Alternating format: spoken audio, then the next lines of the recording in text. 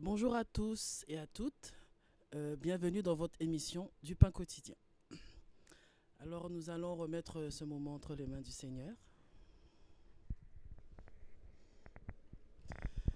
Père Céleste, merci pour ta grâce, merci pour ce temps que tu nous permets d'avoir encore Yeshua Amashi. Merci pour ce temps encore. Conduis-nous, Seigneur Yeshua, permets que nous puissions parler en ta présence, par ton esprit, Seigneur Yeshua. Que nous puissions communiquer, Seigneur Yeshua, ce que tu veux que nous communiquions aujourd'hui, Seigneur Yeshua, parce que nous voulons nous soumettre à toi et que ta volonté soit faite encore aujourd'hui. Merci encore pour ce temps, merci pour ta présence, merci pour ta vie, merci pour ce que tu parles encore, Seigneur Yeshua. Merci pour la vie que tu donnes. Seigneur Yeshua, je mets encore ce temps entre tes mains, Seigneur, parce que nous sommes là pour toi et nous voulons être dans ton nom en obéissant, Seigneur Yeshua, et faire ton œuvre, Seigneur Yeshua. Que toute la gloire te revienne pour ce temps, Seigneur.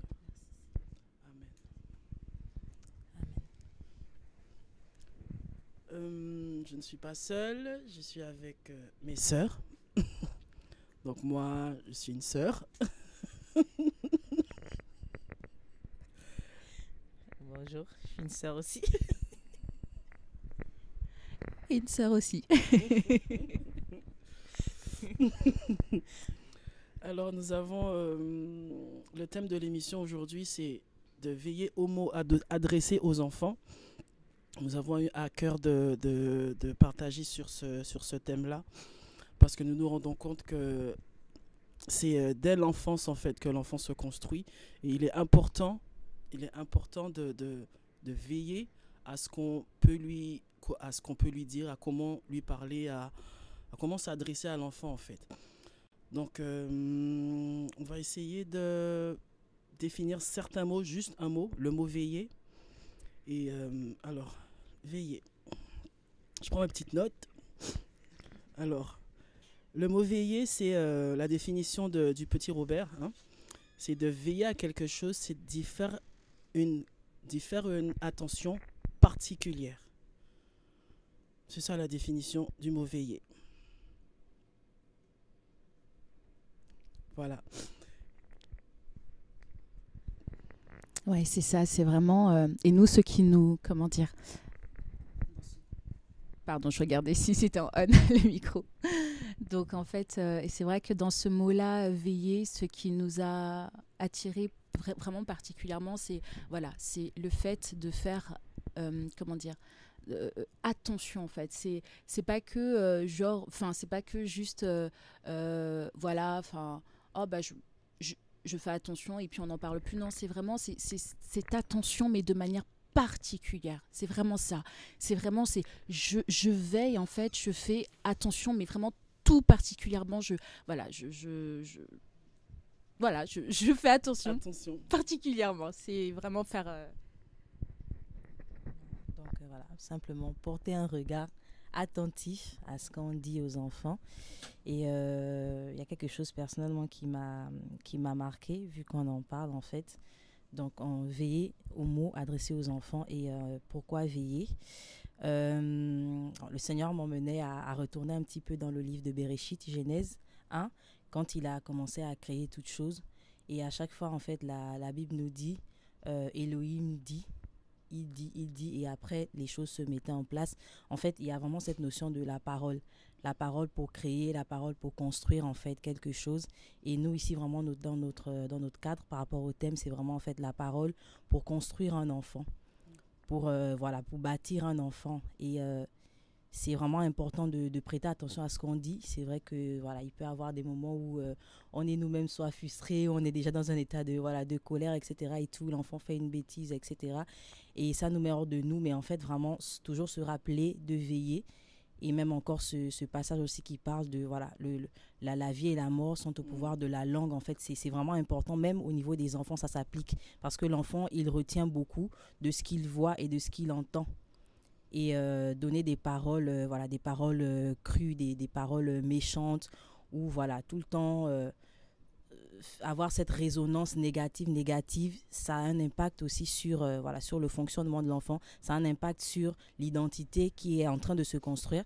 Parce qu'il faut, voilà, il faut le rappeler, voilà, l'enfance, c'est vraiment cette période-là, de la naissance à l'adolescence. Après, pour certains, ça peut encore même aller au-delà. Et il y a vraiment besoin d'une attention particulière à ce qu'on dit. Voilà, une attention particulière à ce qu'on dit, parce que ça va, voilà, ça va créer une personne aussi. Ça va créer une personne qui a confiance en elle ou qui n'a pas confiance en elle. Ça va créer, voilà, un certain sentiment aussi chez l'enfant. Et voilà, c'est un peu ce que je peux ajouter dans ce sens de, voilà, pourquoi veiller aux mots adressés aux enfants. Moi, je suis d'accord avec ce que tu dis. Et si je peux témoigner de certaines paroles, moi, je me rappelle d'une situation et je me rappelle jusqu'à maintenant. Je m'appelle, j'étais en primaire, je crois. Et j'avançais tranquillement. Et puis, il y a une dame, elle m'a dit qu'elle ne m'aimait pas alors qu'elle ne me connaissait même pas. Ça m'a vraiment fait du mal, en fait. Et par la suite, je pense aussi, je vois que quand j'arrive quelque part, j'ai l'impression que les gens ne m'aiment pas, sans même forcément me connaître. Et c'est une parole qu'elle a dite qui a vraiment pénétré mon âme, en fait. Et ça a découlé un mal-être aussi, pas que ça, hein, pas que cette expérience-là, mais plusieurs fois où on te dit que tu ne sais rien faire, ou oh, t'es trop bête, ou c'est pas que moi, là je parle en général les mots qui peuvent être adressés et on pense que c'est simple. Comme j'ai un enfant que je connais, il écrivait, il était dans la phase d'apprentissage d'écriture, et je lui dis mais c'est trop bien comment tu écris. Il a dit mais maman elle est pas d'accord, hein. C'est tout ça, ça m'a tellement fait mal. Elle se moque d'encouragement. Il faut vraiment qu'on prenne faire attention à être positif. J'aime pas trop ce terme positivité, mais d'être bienveillant, en fait, les enfants. C'est vrai que peut-être il y a des difficultés, mais de ne pas l'enfoncer ou de sortir des mots, oh tu es bête, oh, tu sais rien faire, j'arrête pas de te le répéter. Vraiment être patient, dans cette patience, parce que l'enfant, c'est à force de répétition qu'il apprend. S'il entend que des choses négatives, il va grandir avec ça et il va garder cette chose négative. Mais si on est bienveillant, il va grandir, il va garder cette semence. C'est comme on dit, la vie au pouvoir de la langue. Si que des choses bienveillantes, il va grandir avec cette bienveillance-là, avec la parole du Seigneur, et ça ira mieux.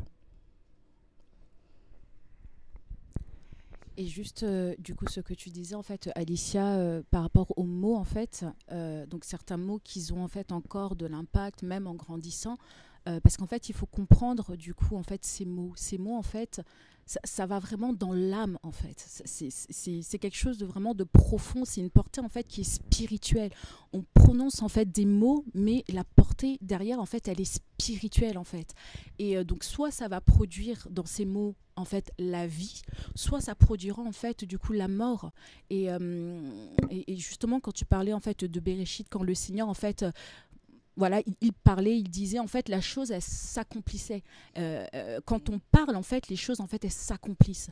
Et donc, du coup, quand on va dire, en fait, des mots bienveillants, c'est vraiment, ça va peut-être donner des choses, en fait, positives. C'est, en fait, c'est semer, en fait, la vie, en fait, au niveau de nos enfants. Alors que quand on va apporter des choses négatives, ça sera en fait la mort. Donc les mots, c'est vraiment spirituel, c'est à l'intérieur. Ça va, en fait, dans l'âme. Et quand il y a trop de choses en fait négatives, l'âme en fait on peut pas y accéder. L'âme en fait c'est vraiment le Seigneur qui vient en fait et qui peut venir du coup guérir en fait, parce que encore une fois c'est spirituel, hein. C'est pas comme le physique où quand on se blesse, le corps en fait est blessé et donc du coup on peut mettre en fait un baume, on peut mettre voilà de l'alcool, de la bétanie, enfin bref un pansement, etc. Et puis le corps va cicatriser, etc. L'âme en fait on peut pas en fait y accéder du coup, et c'est vraiment en fait le Seigneur qui en fait peut vraiment nous guérir totalement en fait. Et donc pour avoir justement cette guérison en fait au niveau de toutes les blessures, de tout ce qu'on peut entendre, etc. Donc, comme là, je viens de le dire, donc en fait, c'est le Seigneur. Donc, il faut connaître le Seigneur. En fait, il faut le connaître pour avoir en fait cette guérison et cette délivrance-là. Et donc, il faut savoir que nos enfants, bien sûr, on leur parle du Seigneur, etc., mais ils ne sont pas eux-mêmes en fait convertis. C'est dans ce qu'on va leur donner qu'ils vont se construire et qu'ils vont du coup par la suite accepter le Seigneur. Donc c'est en fait c'est des personnes, des êtres en fait qui vont être tout le monde avec ce petit plus où ils entendent parler du Seigneur, mais du coup, enfin voilà, si on leur met des blessures, si on leur dit des paroles négatives et des paroles en fait qui sont pas bienveillantes, etc. Mais en fait c'est les détruire petit à petit, et donc le travail derrière en fait va être difficile, et donc voilà, ils vont devoir, enfin il y aura que le Seigneur qui pourra en fait les guérir. Donc il faut vraiment en fait qu'on veille, qu'on fasse vraiment en fait attention à nos mots, à comment en fait on peut porter les choses, à comment en fait on peut dire les choses, parce que l'enfant en fait se construit en fait dedans. Il se construit dans ces mots-là. Il se construit dans le milieu dans lequel aussi il est. Et ça en fait, il faut pas qu'on oublie, et voilà, il faut qu'on veille. Voilà. Amen. Et c'est très important. C'est vrai que pour certains parents, ils vont se dire oui, mais moi, pour élever mon enfant, il faut vraiment que je l'élève à la dure. Je l'élève à la dure parce que moi-même aussi, j'ai grandi à la dure. Ça a toujours été comme ça, de génération en génération, etc. Mais il faut vraiment qu'on se rappelle une chose, c'est que sur la vie de chacun d'entre nous, il y a un appel précis du Seigneur. Et quand le Seigneur il nous envoie, ben voilà, il nous envoie sur terre, il permet qu'on vienne au monde. C'est parce qu'il y a aussi un travail qu'il doit faire. Et si le Seigneur aussi permet qu'on naisse dans telle ou telle famille, c'est vraiment sa grâce. C'est lui qui fait bien les choses. Et il faudrait que telle et telle famille aussi se mettent vraiment en tête que, ok, là, le Seigneur me prête cet enfant. Cet enfant a besoin d'une éducation. Et premièrement, d'abord, qui est biblique. Là, on va prendre un passage rapidement dans Éphésiens 6.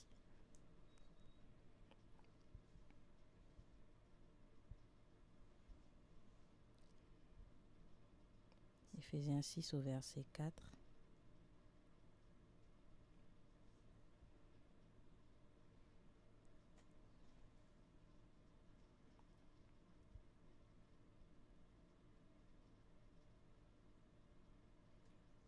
Donc la parole nous dit: et vous, pères, n'irritez pas vos enfants, mais nourrissez-les jusqu'à maturité par l'éducation et l'avertissement du Seigneur. Et voilà, on peut lire depuis le premier verset, etc. Voilà, les enfants ont aussi un rôle à jouer par rapport aux parents. Mais vraiment, en fait, ici, la parole met l'accent sur comment les parents, justement, doivent éduquer les enfants. Donc, il y a vraiment d'abord cette portée qui est en lien avec le Seigneur, premièrement. Ok, bon, c'est mon enfant, je l'éduque comme je veux, je le lève comme je veux. Mais pour nous, par exemple, qui sommes du Seigneur, donc qui avons le Seigneur dans nos vies, il y a vraiment ces principes-là, élever l'enfant selon le Seigneur. Et quand on lit un petit peu la parole du Seigneur, quand on voit comment le Seigneur se comportait avec Israël, ou voilà, même comment il se comportait avec voilà, les premiers disciples, etc., le Seigneur n'avait pas une attitude de rabaisser. Des fois, il y en avait qui ne comprenaient pas, mais le Seigneur n'avait pas une habitude de rabaisser. En fait, le Seigneur, vraiment, dans son éducation, c'est valoriser. On le voit un petit peu avec Gédéon, comment il va le valoriser, bien que Gédéon se rabaissait, mais je suis le plus petit de la plus petite des tribus, etc. Mais le Seigneur avait confié quelque chose à Gédéon à faire. On le voit avec Moïse, Moshe, comment voilà, il s'est dit, je ne sais pas parler et tout, mais le Seigneur avait une mission à lui confier. On le voit même avec le prophète Jérémie, comment voilà, le Seigneur, depuis le ventre de ta mère, en fait, je te connaissais déjà. Et en fait, c'est vraiment ça, le Seigneur, il a, dans son éducation, c'est valoriser. Pas valoriser au sens de donner la gloire voilà, à l'homme, mais vraiment de faire comprendre à l'homme que tu es précieux à mes yeux. Tu es précieux, mon enfant. Et c'est vraiment en fait avec ce regard que, en tant que parent ou en tant qu'encadrant d'enfants dans une structure donnée et né de nouveau, donc enfants nous-mêmes du Seigneur, on doit vraiment en fait éduquer, on doit vraiment aussi façonner les enfants qui ont besoin de ces choses-là, qui ont besoin d'attention, qui ont besoin de compliments, qui ont besoin de paroles positives en fait. Et il faut savoir une chose, c'est que le Seigneur lui-même, il nous encourage, voilà, à être comme des enfants, à avoir vraiment ce cœur d'enfant. Et l'enfant, en fait, c'est quelqu'un qui écoute, C'est quelqu'un qui écoute, qui est attentif, bien que voilà, il peut très souvent être turbulent, mais c'est quelqu'un qui est à l'écoute. C'est quelqu'un aussi qui a besoin de reprimande. Maintenant, comment se fait la reprimande? C'est là où vraiment il faut veiller à ce qu'on dit, aux actes même qu'on peut poser. Moi, je me rappelle, j'ai grandi quand même dans un environnement, voilà, où quand l'adulte est fâché, ben, pendant 2 semaines, on ne te parle pas. Et toi aussi, tu prends ça, tu te dis que c'est normal. En grandissant, ben, si par exemple les autres aussi ne te parlent pas, ou s'il y a un problème et que voilà, tu restes dans ton coin aussi 2 semaines, des fois même tu fais pire, un mois, tu dis bon, ben, c'est normal en fait. C'est comme ça la vie et c'est comme ça que j'ai grandi. Donc, c'est comme ça qu'il faut faire. On n'a pas souvent cette notion de, même nous-mêmes aussi, on peut frustrer l'enfant, on peut aller demander pardon. On se dit non, ben, c'est moi le parent, c'est lui qui doit tout le temps venir. Mais l'enfant aussi, il apprend de ce qu'il voit. Il apprend de ce qu'il observe, de ce qu'il écoute. Donc l'enfant, c'est quelqu'un qui est facilement bâtissable. C'est quelqu'un dont le cœur aussi, voilà, le cœur est docile. Le cœur est docile, bien sûr. Bah, si tout le temps il écoute les choses négatives, destructives, c'est sûr qu'à un moment donné, le cœur aussi va s'endurcir et il va vouloir reproduire justement ces choses-là. Donc c'est quelqu'un qui est malléable et qui peut aussi s'attacher facilement. On le voit, c'est quelqu'un aussi qui a beaucoup d'émotions justement, qui ne sont pas encore matures et qui ont besoin justement de grandir et dans un environnement, on va dire, voilà, plutôt sain, en tout cas au maximum. Et voilà, c'est vraiment en fait dans tout ceci qu'on est nous-mêmes interpellés, voilà, chacune respectivement, et qu'on veut aussi encore interpeller du pourquoi veiller justement aux mots qui sont adressés aux enfants, aux paroles qui sont adressées aux enfants.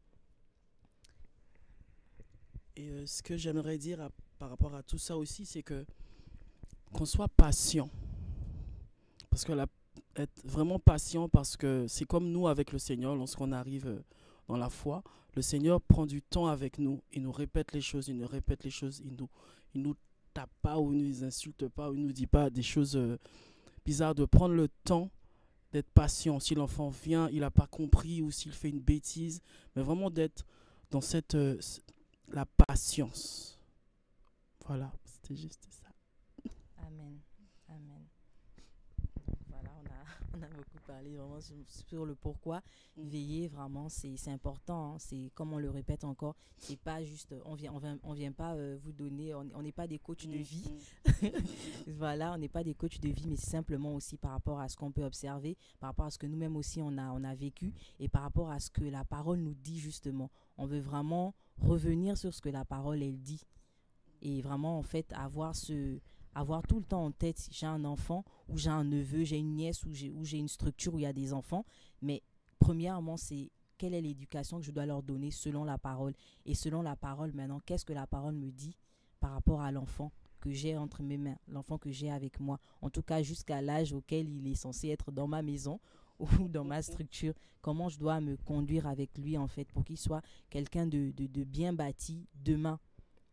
Donc, c'est vraiment ces choses-là. Et voilà, on le voit aussi un petit peu, même avec voilà, le roi Salomon, comment voilà, justement il y a eu cette instruction. Et d'ailleurs, qui est celui qui prône beaucoup dans la parole, quand on va lire dans les proverbes, justement, cette éducation-là, selon le Seigneur, d'instruire l'enfant, voilà, dès le bas âge, etc. Et quand il va grandir. Et donc, il y a vraiment ce côté où le parent, il y a vraiment l'accent sur le parent, sur l'adulte qui a un rôle primordial à jouer. Et des fois aussi, quand nous-mêmes on a nos blessures, ben, c'est vraiment crier au Seigneur, c'est vraiment chercher aussi la guérison pour pouvoir faire les choses autrement. Ne pas se dire j'ai été élevé comme ça, l'enfant aussi, ben, c'est ce que j'ai qui va recevoir, mais vraiment, Seigneur, je veux donner ce qu'il y a de meilleur. Ce qu'il y a de meilleur déjà selon ta parole, selon toi, pour que mon enfant puisse grandir dans des conditions où, voilà, c'est vraiment ce qui est bon, en fait, qu'il va développer pour être quelqu'un de meilleur aussi devant.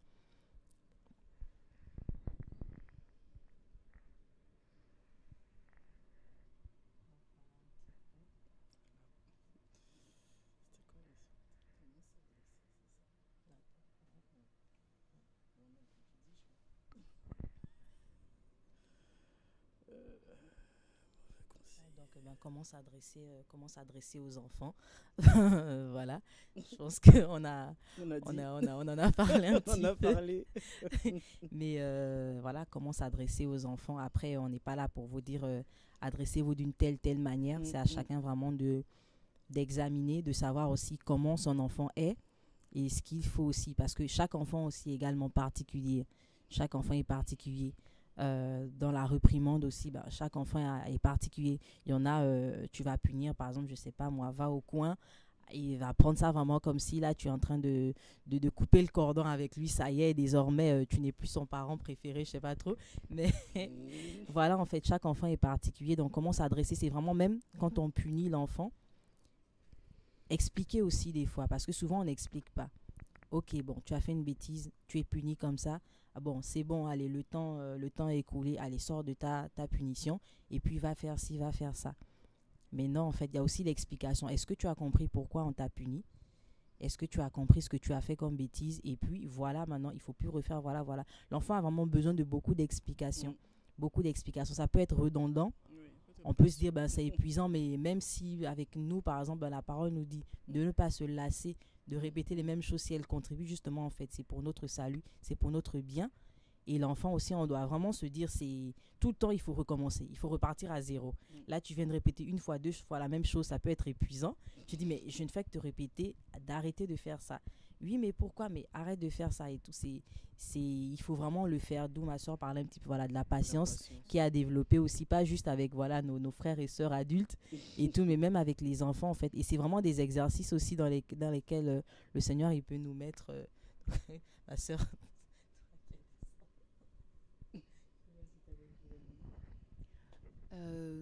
Oui, mais en fait c'est vraiment ça, c'est de la patience. Et comme tu pouvais le dire, en fait, c'est chaque enfant est différent, donc ce qu'on va apporter à l'un, c'est pas forcément ce qu'on va apporter à l'autre, parce qu'ils ont des caractères différents, ils ont une manière de penser différente, ils ont une sensibilité différente. Pareil pour nous aussi avec le Seigneur, hein, on a toute une sensibilité, bien qu'on ait le même esprit, on a toute en fait une sensibilité différente, et c'est ça aussi qui fait la richesse du royaume.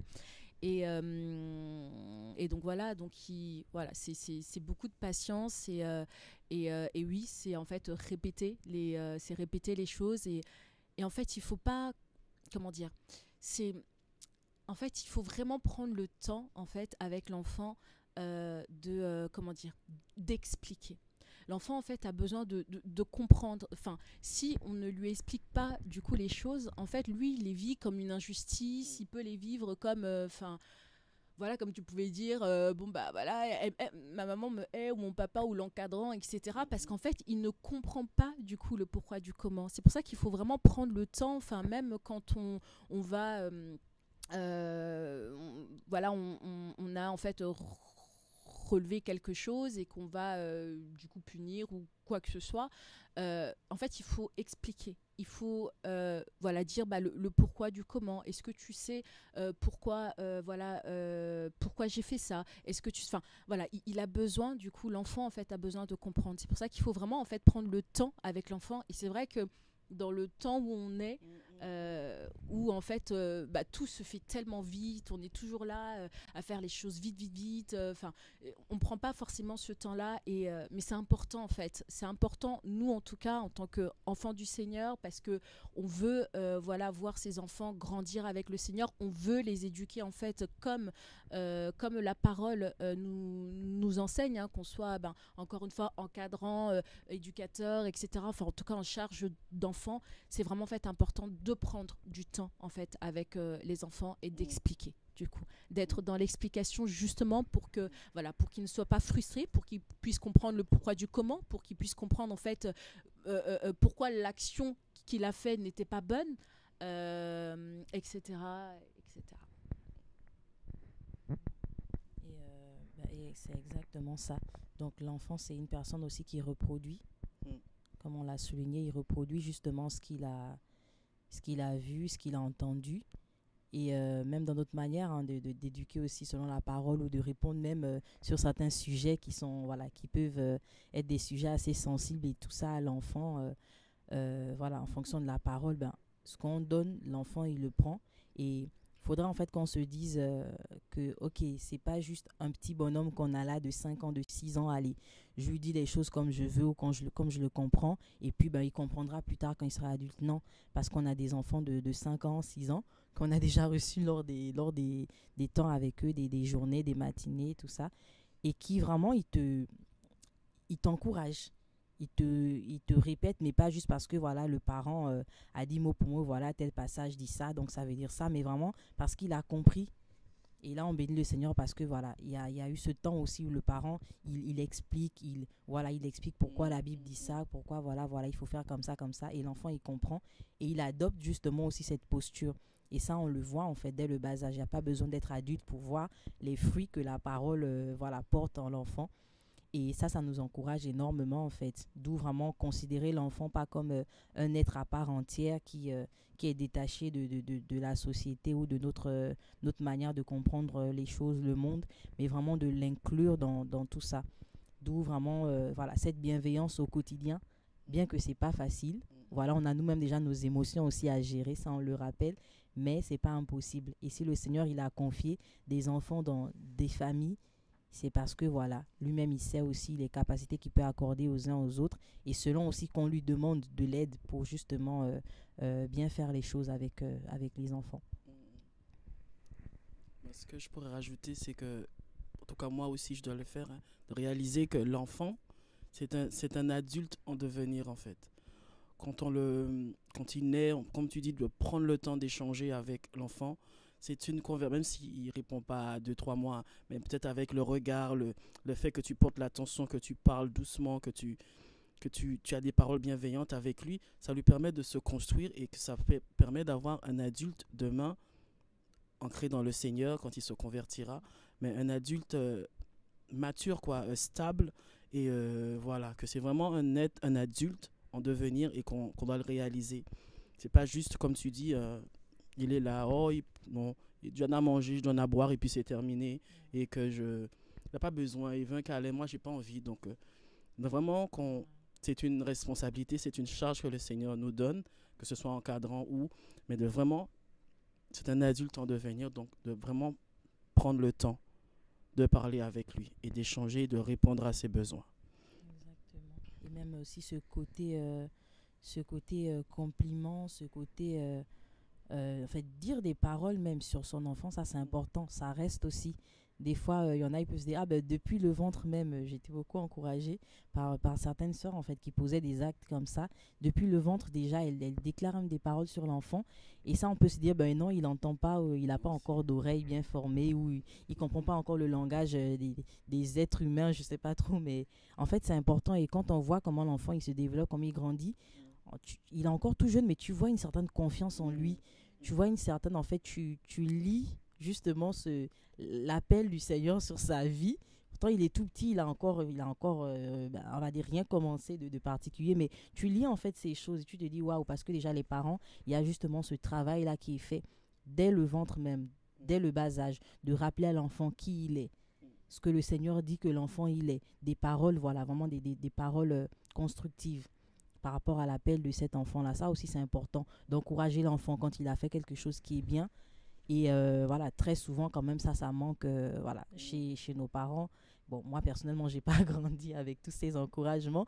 Mais heureusement, le Seigneur, il fait bien les choses. Il s'est rattrapé et il sait nous encourager, justement. Et quand il y a cette absence-là au niveau de la famille, et qu'après aussi, le Seigneur, il fait grâce que tu le reçoives assez tôt, heureusement, le Seigneur, il est là, en fait, il est un père et il sait te parler, il sait t'encourager à faire les choses parce que c'est vraiment, vraiment important, en fait. Pour avoir été, en tout cas, une personne une jeune qui manquait beaucoup de confiance en elle, c'est chaud, en fait, c'est chaud. On peut ne pas se rendre compte sur le coup, mais nos parents, vraiment, ayant le prix aussi, voilà, pour ceux-là qui ne sont pas convertis ou autres, mais vraiment que nos parents aussi ont vraiment besoin d'être encore réformés par le Seigneur.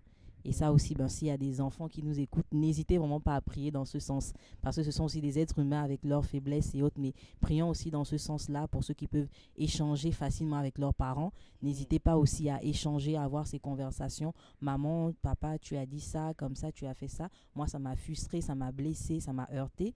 Et voilà, les parents, n'hésitons pas aussi de demander pardon. Ce n'est pas un signe de faiblesse. C'est la parole du Seigneur. On a offensé notre prochain. On demande pardon. On demande pardon, en fait. Et souvent, les parents voient ça comme un signe de faiblesse ou d'un mauvais œil. Là, si je demande pardon, parce que j'ai fait ça, l'enfant ne me respectera plus, je n'aurai plus mon autorité, etc. et tout. Mais en fait, c'est vraiment tout réformer, comprendre c'est quoi l'autorité sur l'enfant selon le Seigneur, c'est quoi être un parent, etc. et tout. C'est quoi être un encadrant aussi, justement pour donner ce qu'il y a de bon à l'enfant, pour construire vraiment quelqu'un de courageux, quelqu'un qui sait qui il est, qui sait aussi se valoriser devant. Et c'est vraiment, vraiment important parce que les dégâts qu'on observe aujourd'hui dans le milieu de la jeunesse, ben souvent ça part de là aussi.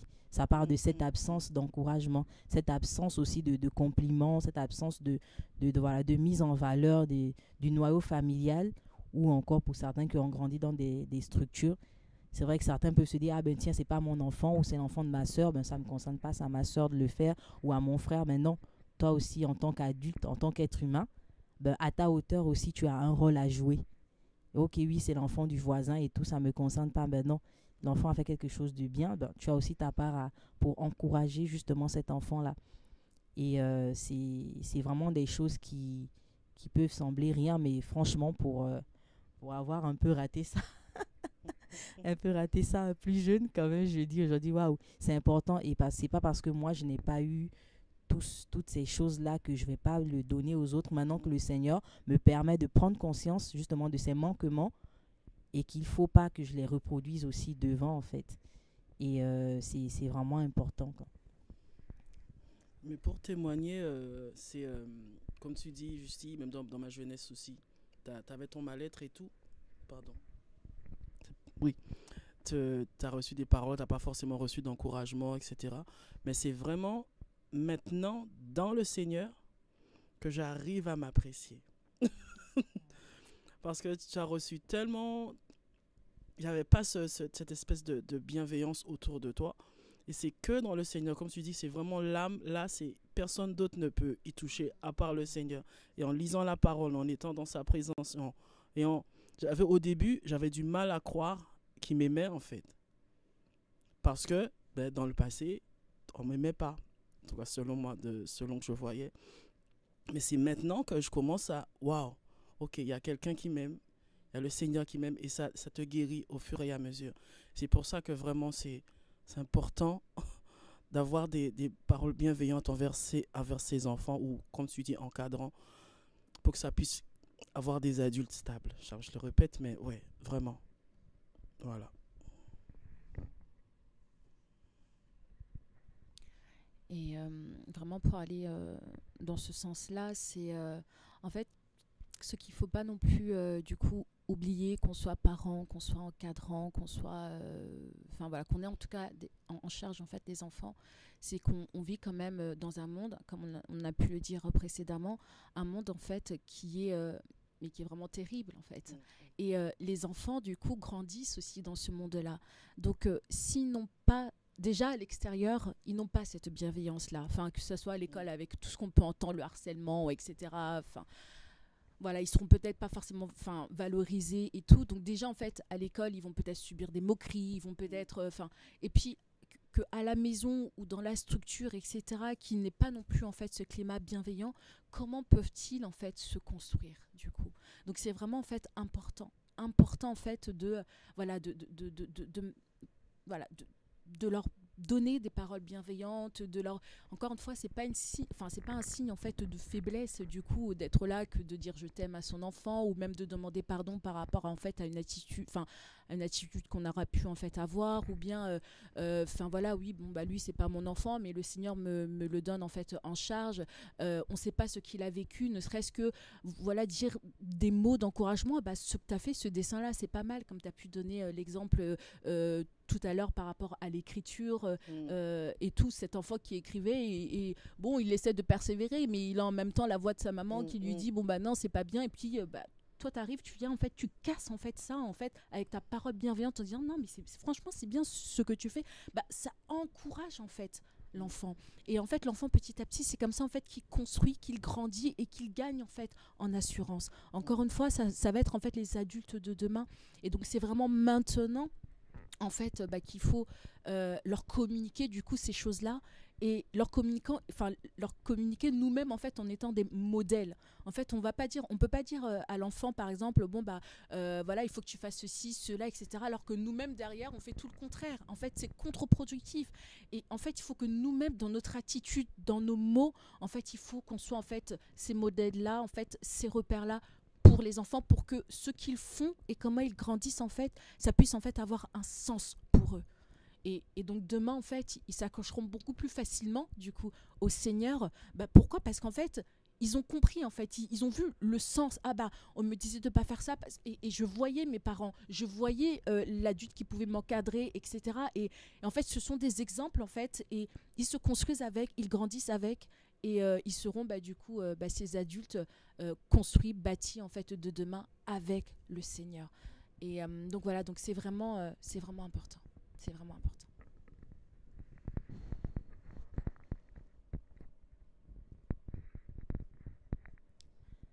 Amen. Donc c'est ça, c'est vraiment important. Et il faut vraiment qu'on soit conscient que l'ennemi, il est là. Hein. Le Seigneur, il a un projet. C'est que voilà, tout homme soit sauvé. Donc enfants, petits, grands, personnes âgées, en tout cas, tout âge, il n'y a pas de limite.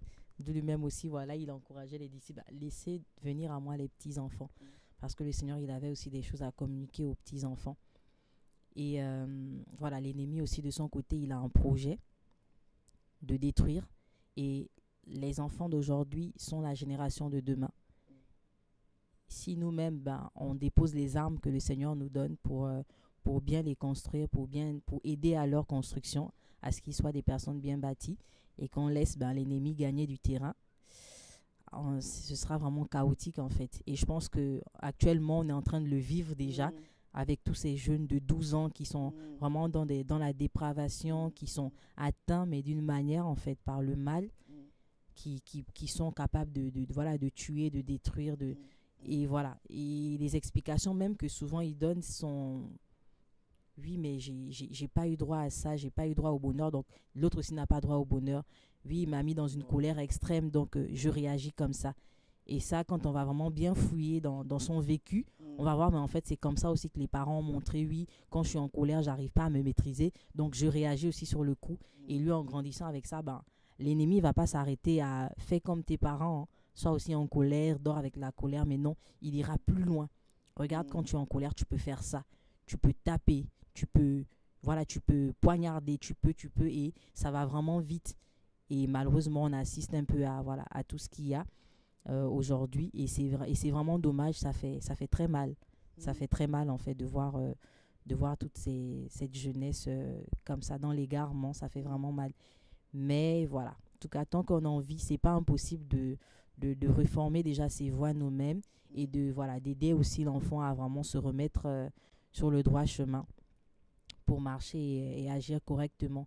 Et voilà, ça peut même être aussi avec des partages bibliques, des questions, parce que les enfants, ils en ont tellement, des questions et autres, vraiment dans la manière aussi d'expliquer à l'enfant, telle chose, voilà ce que la parole en dit, voilà.